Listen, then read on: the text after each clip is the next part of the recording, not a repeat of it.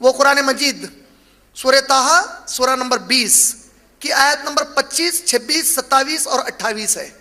جس میں اللہ رب العالمین کو ہمارے موسیٰ علیہ السلام کی ایک دعا اتنی پسند آئی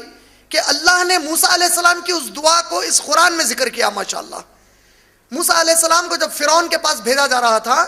تو موسیٰ علیہ السلام کو یہ علم تھا کہ یہ بڑا سخت کام ہے اللہ کی توحید اس کو بیان کرنا، تو موسیٰ علیہ السلام نے بڑی پیاری دعا کی اور کہا ربش رحلی صدری، اے میرے رب میرے اس سینے کو میرے لیے کھول دے، اگر میرے اس دل میں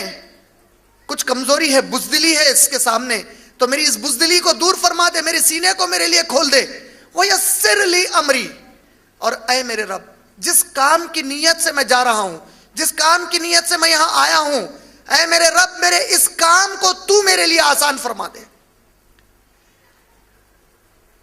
رب اشرح لی صدری ویسر لی امری واحلل عقدۃ من لسانی، اے میرے رب اگر تیرے بارے میں حق بیان کرتے وقت میری زبان کہیں اٹک جائے، کہیں لڑکھڑا جائے،